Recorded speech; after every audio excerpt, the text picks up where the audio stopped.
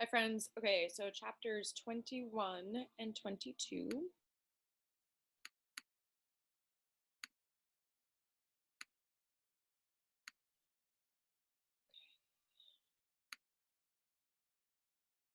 Chapter 21, Thursday, December 25th through Friday, December 26th, 1777. This is going to be Journal of Joseph Plum Martin, 17-year-old private in 15th Massachusetts Regiment, Valley Forge. I lay here 2 nights and 1 day and had not a morsel of anything to eat all the time, save half a pumpkin, which I cooked by placing it upon a rock, the skin side uppermost, and making a fire upon it.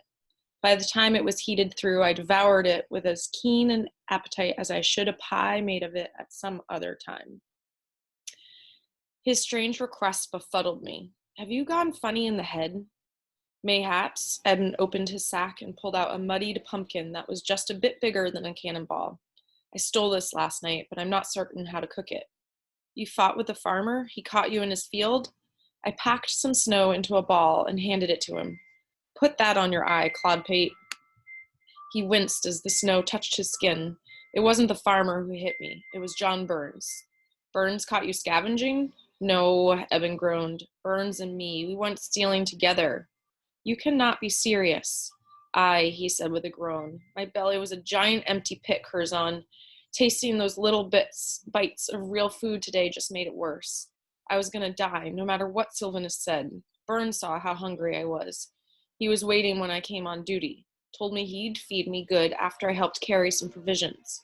He's been sneaking off every night to rob fields and root cellars. Never goes hungry.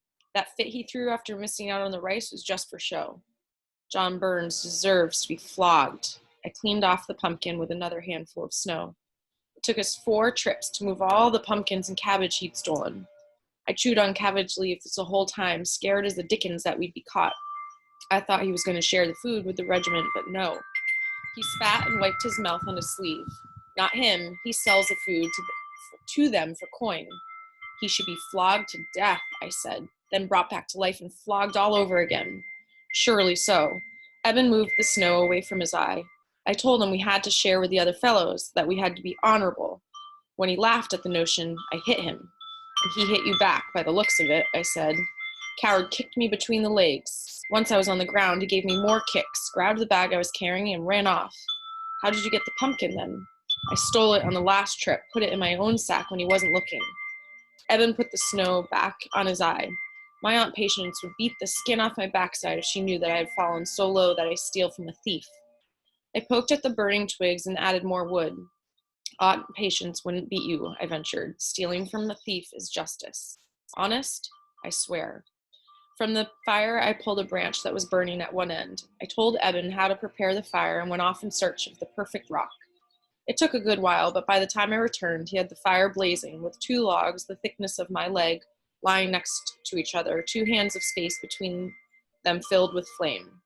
He laid the rock over the logs, split the pumpkin with the bayonet, and set the pumpkin halves, cut side down, on the rock. The wet seeds sizzled and smoked. We stood in silence a good while, both of us, swallowing waves of spit conjured by the smell of cooking pumpkin. The temptation to snatch it from the fire and eat it raw was hard to fight. I ate a handful of snow. You don't have any more of that cabbage, do you? Sorry. It's just as well. Cabbage was never a favorite of mine. Eben poked at the pumpkin with a stick. Are you going to tell my uncle about this? Aren't you? He should know about Burns. He shook his head. Burns will point the finger back at me. Uncle would never forgive me for breaking the Army's rules. Then I won't breathe a word of it. Thank you. He poked the pumpkin shell again. Does that mean you're not sore at me anymore? Instead of answering, I handed him another snowball. Your lip. I do apologize, Curzon Smith. He put the snow on his lip, winced, and removed it. I've been pondering the matter ever since we quarreled. You were right. If we're going to fight a war, it should make everybody free, not just some. The compass needle inside me whirled. I could not trust him. He was only being nice so I wouldn't get him in trouble. I should trust him. His apology was heartfelt. I dared not be his friend or the friend of any person, but I wanted to be his friend again. I can't accept your apology if you're going to be an associate of John Burns, I finally said. That poxy scoundrel can hang himself. Eben punched my shoulder so hard I lost my seat on the log. How much longer until that pumpkin is ready? When the pumpkin shell had blackened and cracked, I slid my knife under each half and flipped them into the snow, steaming and hissing. It smelled better than ginger cake and honey together. We really have to share it with the others, don't we? Eben asked in a whisper. I sighed. We do. Plaguey fop doodles. He tossed his poking stick into the flames.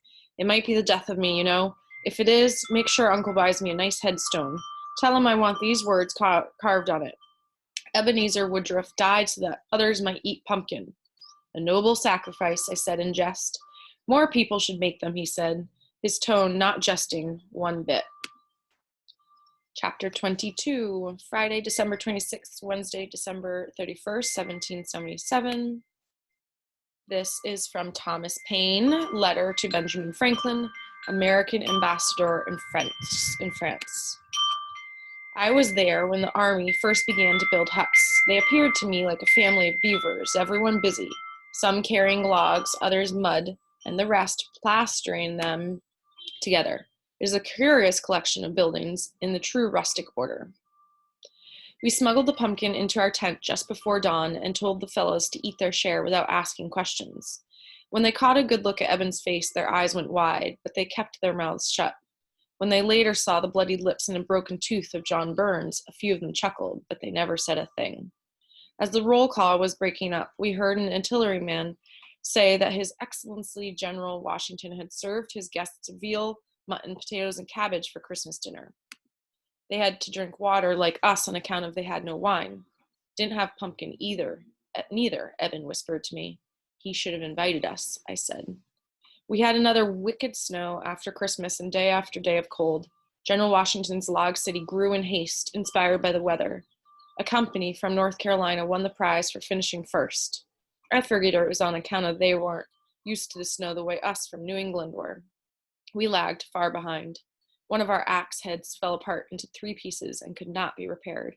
After that, Greenlaw left the cutting of the trees to the sergeant and Eben, whilst he stayed at the hut site, using an oversized hatchet, adze, and froe to prepare the logs for stacking into walls.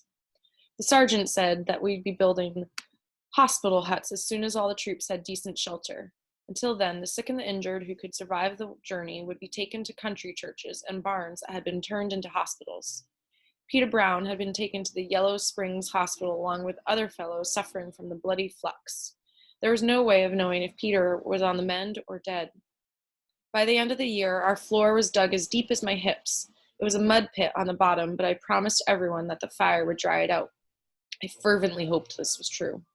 Faulkner had taken over the construction of our chimney, and Sylvanus appointed himself the dauber of walls, filling in the cracks between the logs with mud with the assistance of young Benny.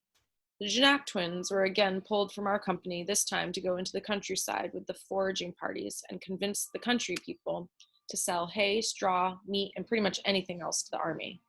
If the folks wouldn't sell it, the foragers were ordered to take it. Foraging parties soon sent back wagons of victuals into camp. Our rations were small, but they came more or less regular. Most morns, we breakfasted on porridge or hardtack. Dinner and supper both were soup made with whatever meat and bones were to hand, some days with beans thrown in. Once we had a turnip, too. When the meat had green bits on it, we'd roast it in the fire first to deaden the taste, then put it in the pot. Some fellows called it carry-on meat and said it was only good enough for vultures. If a vulture tried to take my piece, I'd have roasted him too. Snow began to fall from mushroom-colored clouds as I made yet another dreary trip to the woodlot. The walk grew longer every day as the trees required by thousands of huts and fires were felled. Mount Joy would soon be bald, and then we'd have the even longer trudge to Mount Misery. If the ground would have frozen solid, it would have been easier to drag the logs and firewood bundles. But every freeze had been followed by a thaw, and the woodlot road was thick with mud that stuck to my boots like cold molasses. The crows were not at all happy with the destruction of their homes. I stopped at the edge of the woodlot to catch my breath and watched 3 of them circle over the busy huddle of men who worked with long saws cutting tree trunks down to hut building lengths. The crows swooped down and landed one at a time on a low branch to scold the men, cawing and screaming loud as I ever heard them. Only someone shouted for the sawing to stop. The men walking out of the woodlot stopped and looked behind them. The birds flew off to the east. The chop-chop of axes stopped, and for a minute there was silence. Then the screaming started again, not angry crows, but the sound of a man in agony. Ebenezer Woodruff burst into the clearing, his hands bright red and dripping. "Help!" he shouted. "My uncle! The axe!" I ran. The sergeant lay screaming a quarter mile into the woodlot. He clutched his ankle, rocking back and forth in the blood-drenched snow, his dripping axe next to him. Oh, God," I whispered. "We can't make the blood stop." Eben fell to his knees and wrapped his hands around his uncle's ankle, but it made no difference. The fellow in a hunting shirt and knit cap rushed over, wrapped a length of rope just below the sergeant's knee, and twisted it hard around a stick so that the rope tightened around the leg. The tide of blood slowed. Sergeant Woodruff gritted his teeth and reduced his screams to groans of agony. "I'll get a doctor." I ran for the path. They gave him a half bottle of rum to drink before they placed him on a litter and carried him the bumpy mile to the closest surgeon's tent. The doctor had run ahead of the litter and had his own small saw sharpened by the time we arrived. Uncle Sergeant's ankle bone was splintered into too many pieces to heal, and the doctor had to finish the job the axe started. I tried to get Eben to walk away from the doleful sounds made in that tent, but he would not, so I stayed with him. When it was all over, we sat on upturned logs next to the table where the sergeant lay. The doctor let us keep a candle burning so that Eben could see his uncle's face. The sergeant was overtaken by a violent fever deep in the night. When the drums sounded the reveille at dawn, he died. I did not see that coming. Stop and drop. High quality Jots. Looking forward to talking about these two chapters with your book clubs and you.